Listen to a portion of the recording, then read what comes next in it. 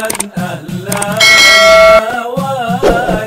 الله الفاتحة على سيدنا وحبيبنا وشفينا محمد بن عبد الله وعلى آله وصحبه وأزواجه وذريته البيت أجمعين وإلى حضرة النبي الفاتحة. بسم الله الرحمن الرحيم. الحمد لله رب العالمين الرحمن الرحيم مالك يوم الدين. إياك نعبد وإياك نستعين اهدنا الصراط المستقيم صراط الذين أنعمت عليهم غير المغضوب عليهم ولا الضالين آمين. السلام عليكم ورحمة الله وبركاته. الحمد لله الذي هدانا لهذا وما كنا لنهتدي لولا أن هدانا الله. ثم الصلاة والسلام على رسول الله سيدنا محمد بن عبد الله وعلى آله وصحبه ومن والاه. أما بعد. سبحانك لا علم لنا إلا ما علمتنا إنك أنت العليم الحكيم. ربي اشرح لي صدري ويسر لي أمري واحلل عقدة من لساني يفقهوا قولي وسدد لساني واهدي قلبي بحق سيدنا محمد صلى الله عليه وسلم. يا من هو في علوه كائن، يا من هو في فعل حميد، يا من هو في مجده متين. اللهم أكرمنا بنور الفهم وأخرجنا من ظلمات الوهم وارزقنا فهم النبيين وحفظ المرسلين وإلهام ملائكة المقربين. ربنا زدنا علما وفهما وأقلا يا أكرم الأكرمين بحق سيدنا محمد خاتم الأنبياء والمرسلين. يا رحمن يا رحيم. وصلى الله على سيدنا محمد وعلى آله وصحبه وبارك وسلم والحمد لله رب العالمين. Yang saya muliakan, saya hormati Masjid Al-Imam Al-Muttaqin Aminun Cialbar beserta seluruh pengurus dan seluruh jamaah. Ya, sebelumnya minta maaf terlambat karena di rumah di Kayu Merah itu jalan hanya satu. Yang kami hafal jalan satu, ternyata ada acara ditutup jalannya. Akhirnya muter-muter, yang jemput saya yang muter-muter. Alhamdulillah tadi sudah sholat juga sempat, kemudian bisa hadir kembali ya. Minta maaf sebelumnya. Pembahasan kita masih membahas firman Allah Subhanahu wa taala, "Wa may yuti'illah wa rasulahu fa ulaika ma'al ladzina an'ama Allahu 'alaihim minan nabiyyin wasiddiqin wasyuhada'i wassalihin."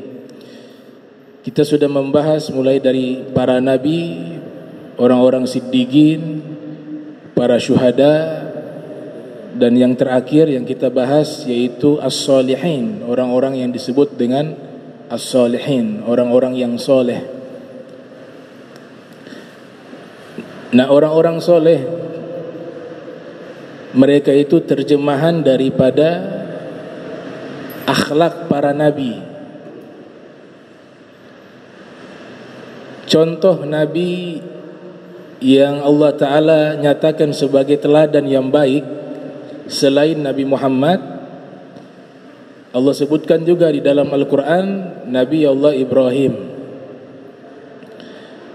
Nabi Allah Ibrahim sebagaimana yang dijelaskan oleh Ibnu Asakir yang lahir pada tahun 499 Hijriah, wafat 571 Hijriah, dijuluki dengan Abu Dhaifan, bapaknya tamu. Allah Ta'ala berfirman, "Hal ataka hadithu dhaifi Ibrahim al-mukramin." Sudah datang kepadamu berita tentang tamu Nabi Ibrahim yang dimuliakan, yaitu para malaikat. Yang kedua, julukan daripada Nabi Ibrahim Abu Tauhid, bapaknya teologi, bapaknya ketuhanan, sebagaimana yang dinyatakan oleh Al-Imam At-Tabari yang lahir pada tahun 224 Hijriah, wafat pada tahun 310 Hijriah, di dalam kitab Tarikh Al-Umam wal Muluk. Karena Nabi Ibrahim seorang nabi yang sangat menentang kemusyrikan, dan itu Allah Ta'ala nyatakan di dalam Al-Quran, "Wa idh qala Ibrahimu li abihi Adzar atattakhidhu asnaman alihatan inni araka wa qaumaka fi dhalalim mubin." Nabi Ibrahim berkata kepada pamannya, "Kau menjadikan patung-patung berhala ini namanya Azar." Sebagian ulama tafsir mengatakan Azar itu nama patung berhala. "Sebagai Tuhan, sesungguhnya aku melihat dirimu dan kaummu di dalam kesesatan yang nyata." faja'alahum judzaza illa kabiran lahum la'allahum ilaihi yarji'un. Qalu man fa'ala hadza bi alihatina innahu laminaz zalimin. Qalu sami'na fatan yadhkuruhum yuqalu lahu Ibrahim. Kemudian Nabi Ibrahim menghancurkan patung-patung berhala tersebut. Lalu kaumnya mengatakan, siapa yang melakukan ini? Sungguh dia telah melakukan kezaliman. Kemudian mereka mengatakan, kami mendengar seorang pemuda yang biasa mencela berhala, namanya Ibrahim. Inilah gelar Abu Tauhid. Gelar ketiga Nabi Ibrahim disebut dengan Abul Anbiya, bapaknya para nabi. Karena seluruh nabi-nabi Bani Israel itu adalah anak turunannya Nabi Allah Ibrahim. Bahkan Nabi kita Muhammad sallallahu alaihi wasallam juga anak turunannya Nabi Allah Ibrahim lewat jalur putranya Nabi Allah Ismail. Na'budu ilahaka wa ilaha abaika Ibrahim wa Ismail. Di dalam Al-Quran Allah Ta'ala berfirman, kami menyembah kepada Tuhanmu, yaitu Tuhannya Rasul, Tuhannya Nabi Muhammad, dan juga kepada Tuhan bapak-bapak moyangmu, di antaranya Nabi Allah Ibrahim dan Nabi Ismail, Abul Anbiya. Nah, seluruh para nabi, karakternya, akhlaknya, perilakunya, kebaikannya, ibadahnya, semuanya terhimpun di dalam pribadi Nabi Muhammad sallallahu alaihi wasallam. Nah, inilah yang Allah nyatakan di dalam firman-Nya, laqad kana lakum fi rasulillahi iswatun hasanah atau uswatun hasanah. Bisa dibaca iswatun hasanah, bisa dibaca uswatun hasanah. Sungguh di dalam diri Rasulullah bagi kalian terdapat teladan yang baik. Kemudian kaum solehin, mereka adalah terjemahan dari perilaku Nabi Muhammad SAW. Itulah yang disebut dengan kaum solehin. Secara spesifik, para ulama terdahulu menamakan dengan kaum sufi. Inilah umat terbaik, golongan sufi yang mereka itulah orang soleh yang hakiki. Golongan kaum sufi sebagaimana yang dinyatakan oleh Al-Imam Abu Ali Rawzabari, dikutip oleh Al-Imam Al-Kalabadhi dalam kitabnya At-Ta'arruf li Madhhabi Ahli Tasawuf. Abu Ali mengatakan sufi itu adalah man labisa suf ala sofa, orang yang memakai pakaian yang sederhana. Suf artinya pakaian terbuat dari kulit domba. Man labisa suf ala sofa wa at'amal hawa dhaukal jafa, dan dia memberikan makanan bagi hawa nafsunya, pahitnya meninggalkan hal-hal yang dilarang oleh Allah. Pahitnya melawan hawa nafsu, tapi manisnya nanti di akhirat. Wa kanatid dunya minhu alal qafa, dan dunia di sisinya diletakkan di belakang leher mereka, tidak dipandang secara hati, hanya diletakkan di tangan. Allahumma ij'al dunya fi aidina wa la taj'al fi qulubina. Ya Allah, jadikan dunia di tangan kami, jangan kau jadikan dunia itu di dalam hati kami. Wa salaka minhajal mustafa, dan mereka mengikuti jalan hidupnya al-Mustafa, yaitu Nabi Muhammad sallallahu alaihi wasallam. Itulah yang namanya solihin yang hakiki, orang soleh yang sebenarnya. Al-Habib Abdullah Al-Haddad mensifati mereka dengan syairnya, humul qaumul ladzina hudu wa bi fadlillahi qad sa'idu wa li ghairillahi ma qasadu. Mereka adalah orang-orang yang sudah diberikan petunjuk oleh Allah Subhanahu wa taala, dan hidup mereka tidak ada tujuan lain kecuali hanya ingin mencari ridhonya Allah Subhanahu wa taala, dan perbuatan mereka itu selalu beriringan dengan perintah-perintah dan larangan-larangan yang ada di dalam Al-Quran. Mereka itulah kaum yang diberi petunjuk atau disebut dengan karakter orang-orang solehin. Dan ini sesuai dengan firman Allah Subhanahu wa taala, tarahum ruk'an sujada yabtaguna fadlan minallahi wa ridwana. Ayat ini Allah sifati Nabi Muhammad dan orang-orang terdekat Nabi Muhammad dari golongan sahabat dan golongan ahlul bait. Allah sifati, bagaimana sifat mereka? Tarahum ruk'an sujada. Kau melihat mereka banyak ruku, banyak sujud, artinya banyak melakukan ibadah. Yabtaguna fadlan minallah, tapi ibadah yang mereka lakukan semata-mata ingin mencari karunia dari Allah Subhanahu wa taala, waridwana, dan mencari ridhonya Allah Subhanahu wa taala. Kesimpulannya di dalam doa yang diajarkan oleh para ahli tarekat, khususnya tarekat Naqsyabandiyah, itu mereka sebelum takbiratul ihram di dalam solat, mereka baca satu doa, ilahi anta maksudi wa ridhaka matlubi a'tini mahabbataka wa ma'rifataka. Di dalam tariqah Naqsyabandiyah, sebagaimana yang dijelaskan oleh Syekh Abdul Somad Al-Falimbangi dalam kitabnya Siyarus Salikin, sebelum takbiratul ihram bacalah doa tersebut. Maka khasiatnya adalah menghilangkan was-was dalam hati ketika kita sedang solat, sehingga akan mudah menghadirkan khusyuk dalam hati kita. Ilahi, wahai Tuhanku, anta maksudi, aku hidup di dunia tujuanku adalah Engkau. Waridhaka matlubi, aku hidup di dunia hanya mencari ridhomu. A'tini mahabbataka wa ma'rifataka, berikanlah padaku kecintaan kepadamu dan pengenalan kepadamu, ma'rifat kepadamu. Jadi baca ini sebelum takbiratul ihram, khasiatnya adalah menghilangkan was-was dalam hati kita dan membantu hati kita ini menjadi khusyuk. Al-Imam Abu Hamid Al-Ghazali yang lahir pada tahun 450 Hijriah, wafat 505 Hijriah, di dalam kitab Bidayatul Hidayah mengajarkan kita membaca surat An-Nas sebelum takbiratul ihram.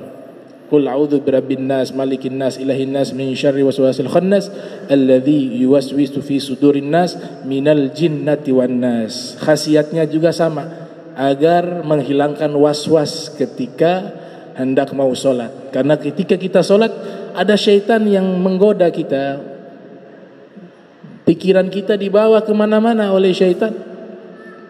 Maka obat ini yang diajarkan oleh para sufi, baca itu ilahi anta maksudi, atau membaca surat An-Nas yang sebagaimana diajarkan oleh Al-Imam Abu Hamid Al-Ghazali.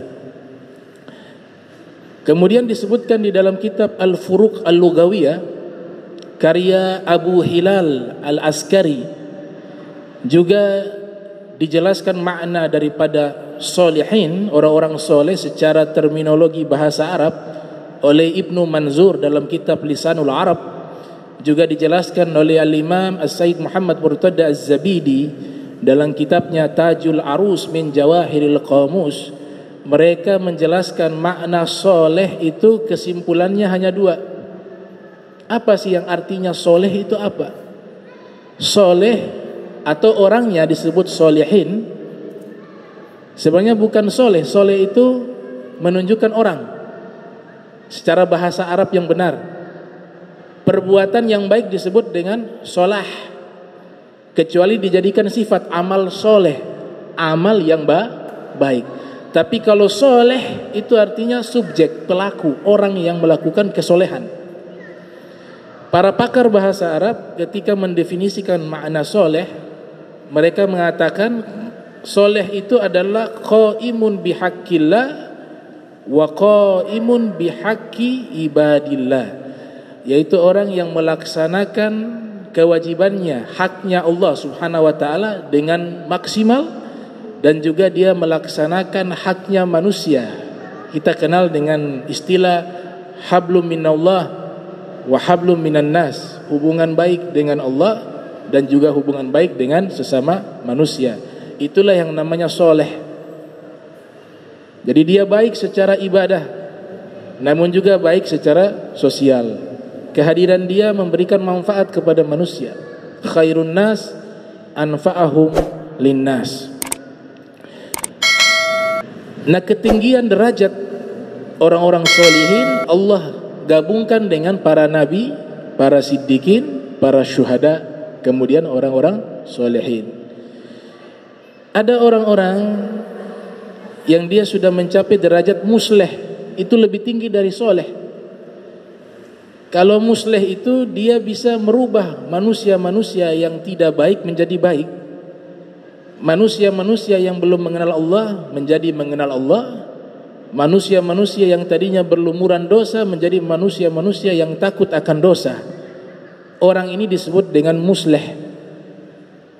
Ada beberapa terjemahan yang disampaikan oleh para mufassirun, orang yang mencapai derajat muslihin itu dia harus hanif duanya. Ada istilah dalam Al-Quran disebut dengan hanif. Qalbun hanif, dinun hanif. Agamanya hanif, hatinya juga hanif. Hanif sebagaimana disebutkan oleh Syekh Abdul Baqi dalam kitabnya Al-Mu'jam Al-Mufahras li Alfazil Quran, Allah Ta'ala menyebutnya sebanyak 10 kali di dalam Al-Quran. Menurut Al-Imam Said Ahmad bin Mustafa Al-Maraghi, hanif artinya yamilu ilal haq. Hatinya, perbuatannya, pemikirannya itu selalu condong kepada kebenaran. Selalu condong kepada kebenaran. Itu disebut hanif. Sebagaimana Allah Ta'ala berfirman, "Wa ma umiru illa liya'budullaha mukhlisina lahuddina hunafa." Hunafa dari kata hanif, bentuk jamak dari mufradnya hanif. Wa yuqimus shalah wa yutuz zakah wa dzalika dinul qayyimah. Itulah agama yang lurus jika kita sudah mencapai derajat hanif. Hati kita hanif, agama kita hanif. Agama yang hanif hanya satu, agama Islam. Maka Ibrahimu Yahudiyan wala Nasraniyan walakin kana hanifan muslima wa makana minal musyrikin. Nabi Ibrahim bukan Yahudi, bukan Nasrani. Nabi Ibrahim adalah hanifah, lurus hatinya, lurus pemikirannya, muslima, beragama Islam, wa makana minal musyrikin, dan beliau bukan golongan orang-orang musyrik. Itu yang disebut dengan hanif. Al-Imam Ar-Raghib Al-Asfahani di dalam kitab Mu'jam Mufradati Al-Fadhil Quran yang wafat pada tahun 403 Hijriah, beliau mengatakan hanif artinya adalah mailun anid dalalah ilal istiqamah. Dia selalu jauh dari penyimpangan, dari kesesatan, tapi hidupnya selalu menuju kepada al-istiqamah, kebaikan yang lurus. Itu pernyataan Al-Imam Ar-Raghib Al-Asfahani. Nabi Allah Ibrahim di dalam doanya menyatakan bahwa beliau hanif dari dua aspek. Secara agama hanif, muslim, namun hatinya juga hanif, lurus. Inni wajjahtu wajhi lilladzi fataras samawati wal arda hanifa wa ma ana minal musyrikin. Sesungguhnya saya menghadapkan diri saya kepada zat yang menciptakan langit dan bumi, hanifa, lurus, agama yang lurus. Saya juga orang yang lurus hatinya. Wa ma ana minal musyrikin, dan saya bukan golongan orang-orang yang musyrik. Ada juga disebut di dalam Al-Quran, orang-orang soleh memiliki qalbun hanif. Kalau tadi dinun hanif, agama Islam. Yang kedua, qalbun hanif, yaitu hati yang lurus. Sebagaimana ada seorang sahabat namanya Wabisah ibnu Ma'bad. Ini hadis diriwayatkan oleh Imam Nawawi di dalam kitab Al-Arba'in An-Nawawiyah. Wabisah ibnu Ma'bad namanya.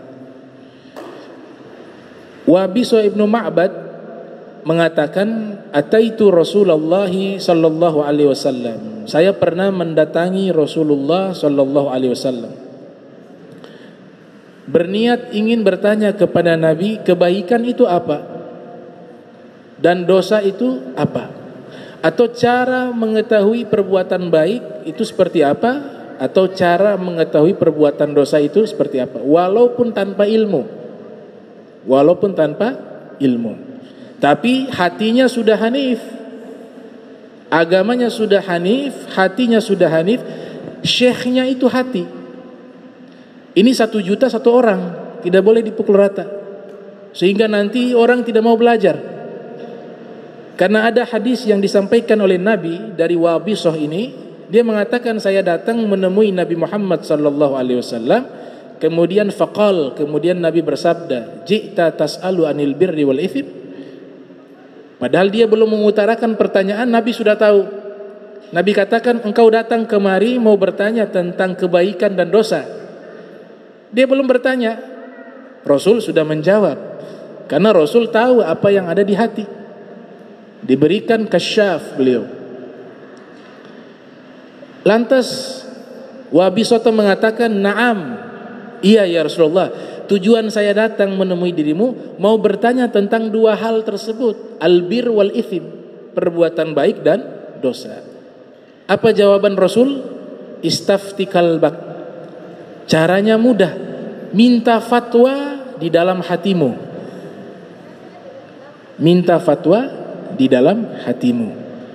Fatwa itu artinya kumpulan pernyataan hukum. Orangnya namanya mufti. Hasil hukum yang disampaikan namanya fatwa, jamaknya fatawi. Nah, fatwa ini berkaitan dengan hukum agama. Kita kenal dengan istilah ilmu fikih. Fikih ibadah, fikih muamalah, fikih munakaha, fikih muaqabah. Fikih ibadah, fikih muamalah, fikih pernikahan, fikih hukum pidana, hukum perdata. Itu yang dinamakan ilmu fikih. Ilmun bil ahkami syar'iyyati al-amaliyati al-muktasabati min adillatiha tafsiliyah. Yaitu satu bidang ilmu yang mengumpulkan hukum-hukum syariat yang diamalkan dan diperoleh hukum-hukum tersebut dari dalil-dalilnya yang terperinci, yaitu Al-Quran, As-Sunnah, Al-Ijma' wal Qiyas. Artinya ini pembahasannya tentang 7 hukum. Wajib, ma yuthab ala fi'lihi wa yu'aqab ala tarkihi. Wajib, yang melakukan dapat pahala, yang meninggalkan dapat dosa. Ma yuthabu ala fi'lihi wa yu'aqabu ala tarkihi. Atau pembahasan sunnah, ma yuthabu ala fi'lihi wa la yu'aqabu ala tarkihi. Jika dilakukan dapat pahala, tidak melakukan tidak mendapat dosa, namanya sunnah. Atau yang ketiga namanya makruh, ma yuthabu ala tarkihi wa la yu'aqabu ala fi'lihi, yaitu meninggalkan dapat pahala, melakukan tidak mendapat dosa, namanya makruh. Atau yang keempat namanya mubah, ma la yuthabu ala fi'lihi wa la yu'aqabu ala tarkihi, yaitu melakukan tidak mendapat dosa, meninggalkan juga tidak mendapatkan dosa, namanya mubah. Yang kelima namanya haram, ma yuthabu ala tarkihi wa yu'aqabu ala fi'lihi, meninggalkannya dapat pahala, melakukan dapat dosa.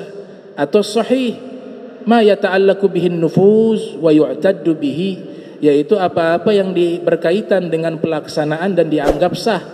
Atau yang ketujuh namanya batil, ma la yata'allaku bihin nufuz wa la yu'taddu bihi, apa-apa yang tidak berkaitan dengan pelaksanaannya dan tidak dianggap sah. Jadi hukumnya hanya 7 itu saja yang dibahas dalam fikih. Sahabat tadi yang bernama Wabisata ketika bertanya tentang kebaikan dan keburukan yang berkaitan dengan 7 hukum tersebut, Nabi mengatakan apa? Tanya hatimu, minta fatwa hatimu. Kemudian Rasul menyambung hadis tersebut, albir matma'annat ilaihi nafsu wa matma'annah ilaihi qalbu.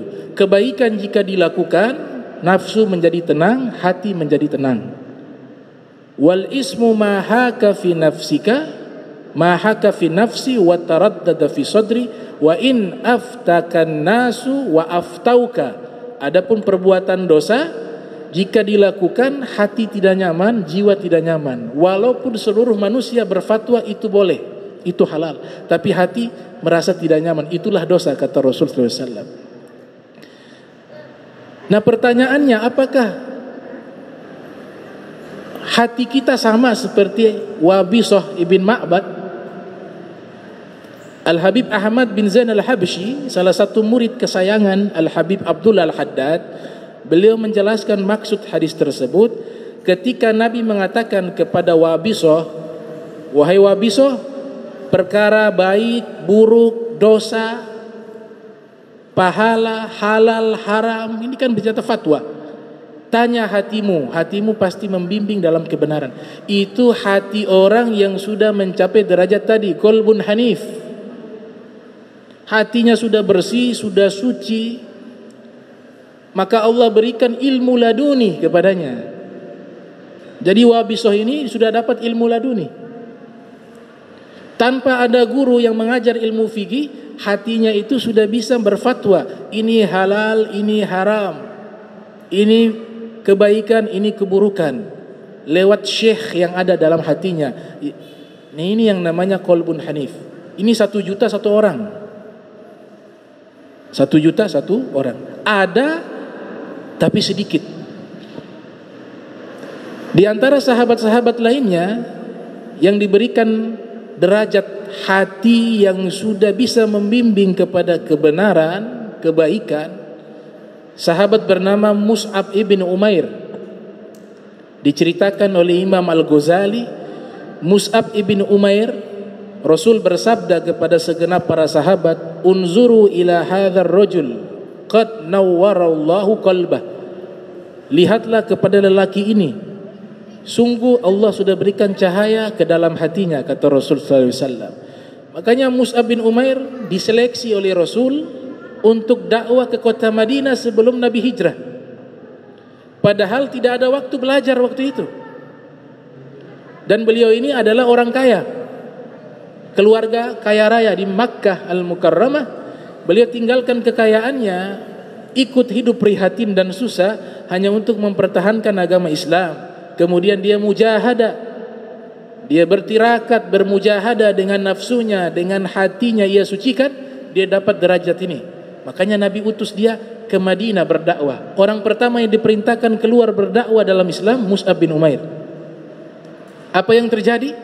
Tidak ada satu rumah di kota Madinah melainkan mereka sudah bercerita tentang agama Islam, dan ada di antara mereka pasti sudah memeluk agama Islam. Berkat dakwanya siapa? Mus'ab bin Umair. Kapan dia belajar? Di Makkah itu sudah tidak ada waktu belajar. Tapi Mus'ab bin Umair menjelaskan tentang masalah akidah, masalah hukum. Dia dapat ilmu yang disebut di dalam Al-Quran ilmu laduni. Wa'allamnahu min ladunna ilma. Kami ajarkan kepadanya dari sisi kami, kata Allah Ta'ala ketika menceritakan Nabi Khidir dengan Nabi Musa alaihissalam di dalam surat Al-Kahfi. Ada juga sahabat namanya Harith ibn Malik Al-Ansari, diriwayatkan oleh Al-Imam Ibnu Athaillah Sakandari dalam kitabnya Lataiful Minan. Harith bertemu dengan Rasul, kemudian Rasul bertanya, ya Harith kaifa asbahta, wahai Harith bagaimana waktu pagimu, bagaimana keadaanmu, bagaimana kabarmu? Qala asbahtu mu'minan haqqa. Kata Harith kepada Nabi, di pagi ini ya Rasulullah saya sudah mencapai hakikat keimanan. Ia berbicara di hadapan Rasul sallallahu alaihi wasallam. Kemudian Nabi katakan, unzur ma taqul, inna likulli syai'in haqiqah. Hati-hati kalau berbicara wahai Haris. Semua itu harus ada bukti. Kalau hanya berbicara gampang. Nabi bilang, buktinya apa? Engkau sudah mencapai hakikat keimanan. Fama haqiqatu imanik, kata Nabi. Buktinya apa? Engkau sudah mencapai hakikat keimanan. Maka Haris mengatakan kepada Rasul SAW, azafat nafsi anid dunya. Yang pertama, di dalam diri saya sudah luntur tentang masalah duniawi. Kecintaan duniawi sudah luntur, sudah tidak ada, bersih. Yang ada hanya Allah, Rasul, dapat ridhonya Allah, masuk surga, itu akhirat saja. Tapi dibuktikan malamnya saya tidak tidur, saya sholat tahajud, sholat malam. Tahajud, sholat yang ada tidurnya, bangun, namanya tahajud di waktu malam. Kalau hidupkan malam tanpa tidur dengan sholat, namanya qiyamul lail. Di siang harinya saya berpuasa. Wa ka'anni anzuru ila ahlil jannati yatazawaruna fiha. Wa ka'anni anzuru ila ahlil jannati yatazawaruna fiha. Dan saya, wahai Rasulullah, seakan-akan, pakai kata ka'anni, seakan-akan saya bisa melihat penghuni surga, mereka di dalam surga saling mengunjungi. Wa ka'anni anzuru ila arsy rabbi, dan seakan-akan saya juga bisa melihat arsy-nya Allah.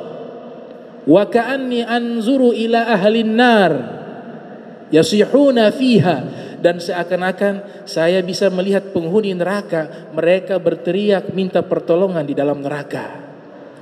Kenapa pakai kata seakan-akan? Karena ia lihat bukan dengan mata kepalanya, tapi dia lihat dengan mata basirah, mata hatinya. Dalam kitab Hilyatul Auliya dikatakan, qulubul arifin laha uyunun tara ma la yarahu lin-nazirin. Hatinya orang-orang yang mengenal Allah, mereka bisa melihat sesuatu yang tidak bisa dilihat oleh mata yang ada di kepala. Lihatnya pakai apa? Basirah, pakai mata hati. Kemudian Nabi sallallahu alaihi wasallam merespon, menjawab apa yang disampaikan oleh Harith. Nabi katakan, arafta falzam. Kau sudah sampai derajat ma'rifat. Falzam, istiqomah, lazimkan. Kemudian Nabi tutup dengan kalimat, abdun nawwarallahu qalbahu bil iman. Ini adalah seorang hamba yang sudah Allah berikan cahaya keimanan di dalam hatinya. Qalbun hanif, hatinya sudah lurus, sudah diberikan cahaya oleh Allah Subhanahu wa ta'ala. Nah, hati yang sudah diberikan cahaya itu ada tingkatan, atau qalbun hanif itu ada tingkatan. Ada tingkatan yang nampak indikatornya dari amal kita. Rasul bersabda di dalam hadis yang dinukilkan oleh Al-Habib Abdullah Al-Haddad dalam kitab An-Nasaihud Diniyah, inna nur idza dakhala al-qalba insyarah lahu sadr wa fasah. Sesungguhnya cahaya apabila masuk ke dalam hati, dada terasa luas dan lapang. Faqila lahu, kemudian sahabat bertanya kepada Nabi, wa ma alamatu dzalika ya Rasulullah, atau kama qala, tandanya apa apabila hati itu sudah masuk ke dalam hati? Tandanya apa wahai Rasulullah? Kemudian Nabi menjawab, tandanya 3. At-tajafi an daril gurur, wal inabatu ila daril khulud, wal istidadu lil mauti qabla nuzulih, kata Nabi. Yang pertama, keadaan hatinya sudah tidak terikat dengan dunia. Bukan tujuan ia hidup untuk itu, bukan. Perintah kita bekerja wajib. Nabi katakan bekerja itu wajib. Aktivitas duniawi itu wajib. Talabul faridah, talabul halal faridatun ala kulli muslim. Nabi katakan mencari rizki halal wajib bagi setiap muslim.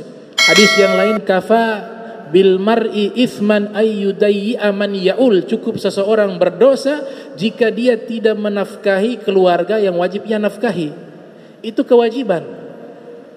Tapi seluruh yang ada di dunia ini adalah surah, gambaran, fata morgana yang ia dalam hatinya tidak menjadikan itu tujuannya. Tidak tertipu dengan gambaran fata morgana yang sesaat. Ad-dunya kasarab, kata Al-Mawardi dalam kitabnya, dunia ini fata morgana. Gharra man ra'ahu wa khaba man rajahu, menipu orang yang melihatnya, sia-sia orang yang banyak berharap kepadanya. Itulah hakikat duniawi. Karena suatu saat kita meninggal dunia, umur kita di dunia 60 tahun, 70 tahun, dengan kita di hari kiamat 300 tahun, maka bagaikan tidak pernah hidup di dunia. Maka benar fata morgana. Maka ini ladang amal di dunia ini untuk kita bahagia abadi di akhirat. Jangan terbalik. Imam Ali bin Abi Thalib mengatakan, ad-dunya darul amal wal akhiratu darul jaza. Dunia itu rumahnya amal, bukan rumah minta pahala. Akhirat rumahnya pahala, bukan rumahnya amal. Maka jangan beramal di akhirat dan jangan meminta pahala di dunia. Tapi terbalik, beramallah di dunia, mintalah pahalanya di akhirat. Man zara hasad, kata pepatah mengatakan, siapa yang menanam kebaikan di dunia, hasad, dia akan memetik hasilnya di akhirat. Ada seorang sayyid, seorang habib yang ada di wilayah Afrika, namanya Sayyid Abdul Aziz Ad-Dabbagh. Ini contoh orang yang soleh dan musleh. Dua, soleh wa musleh. Beliau ini dari kecil tidak pernah bisa menangkap pelajaran agama. Jadi belajar, mohon maaf, gak bisa tangkap pelajaran. Menghafal tidak bisa, membaca tidak bisa, menulis tidak bisa. Akhirnya beliau putus asa, dari kecil tidak mau belajar. Nah, pada waktu tertentu ketika sudah tumbuh dewasa, Allah berikan ilmu laduni.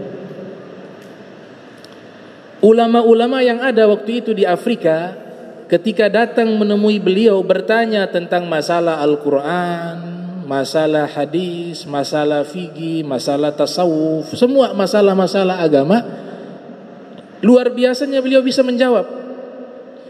Dan jawabannya itu ada yang sifatnya ilmiah, diceritakan sanad hadisnya begini-begini. Dalam kitab ini disebutkan oleh Ibnu Hajar begini, Rasul bersabda, ini hadis sahih, disebutkan dalam kitab ini, dalam kitab ini, dalam kitab ini.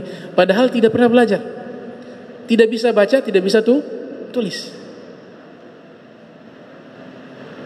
Nah, ulama mengatakan bahwa beliau salah satu contoh orang yang sudah qalbun hanif, dinun hanif, dan contoh orang yang sudah diberikan ilmu laduni.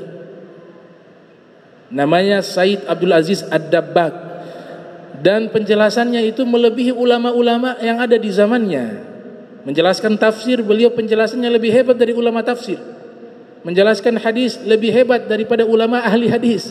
Menjelaskan fikih lebih hebat dari para fuqaha. Padahal tidak bisa baca, tidak bisa tulis. Akhirnya ulama-ulama belajar ke beliau. Ulama-ulama yang ada di Afrika, yang pakar-pakar ilmu, semuanya belajar kepada beliau. Sampai seorang muridnya namanya Ibnu Mubarak itu menulis penjelasan beliau jadi satu kitab, namanya Al-Ibriz. Kitab tersebut itu menjelaskan tentang penjelasan-penjelasan ilmu dari sang guru, yaitu Sayyid Abdul Aziz Ad-Dabbagh. Dari mana beliau dapat ilmu laduni?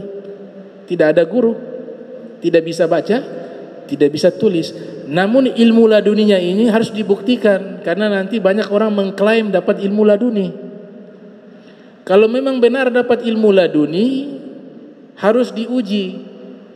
Ketika ditanya masalah tafsir Al-Quran, tentang hadis Nabi, tentang hukum agama, tidak ada yang salah, pasti sesuai dengan ilmu. Itu namanya ilmu laduni. Tapi kalau jawabannya bertentangan dengan ilmu yang sudah diwariskan oleh para ulama, yang bersanad sampai kepada Nabi Muhammad SAW, maka dipastikan itu adalah ilmu laduni yang palsu. Makanya Abdul Aziz Dabbagh diuji coba oleh ulama. Ulama ahli tafsir datang bertanya tentang tafsir, dijawab. Mau yang mana? Mau yang tafsir dari kitab-kitab para ahli tafsir? Bisa saya jawab. disebutkan dalam tafsir ini, tafsir ini, tafsir ini, karya imam ini, imam ini, imam ini. Atau tafsiran dari saya sendiri, dijelaskan lagi. Bertanya tentang hadis, disebutkan, mau yang mana? Penjelasan lewat kitab-kitab ulama hadis, dijelaskan. Atau penjelasan lewat ilmu yang saya miliki, dijawab lagi. Fikih demikian, dan seluruh ilmu, tasawuf juga demikian. Ini ilmu laduni asli. Namanya Said Abdul Aziz Ad-Dabbag. Ya, mudah-mudahan Allah Subhanahu wa taala berikan kita qalbun hanif, hati yang hanif, dinun hanif, agama yang lurus, agama Islam. Kita berpegang teguh dengan agama tersebut hingga kita mendapatkan husnul khatimah ba'da tulil umur wal afiyah, dan dikumpulkan bersama Sayyidil Wujud Al-Mustafa Muhammad sallallahu alaihi wasallam di surganya Allah Subhanahu wa taala bersama para aulia, para siddiqin, para syuhada, para salihin. Amin ya rabbal alamin. Allahumma jam'ana hadza jam'a marhuma wa tafarraqna min ba'di tafarraqa ma'suma wa la tajal minna wa la minna syaqiyya wa la mahruma. Allahumma nadhi qulubana 'anit ta'alluqi biman dunak waj'alna min qaumin tuhibbuhum wa yuhibbunak. Subhanaka bihamdika asyhadu an la ilaha anta astaghfiruka wa atubu ilaik. Wa sallallahu alaihi Muhammadin wa ala alihi wa sahbihi wa barik wa sallam wa lafu minkum. Wassalamu alaikum warahmatullahi wabarakatuh.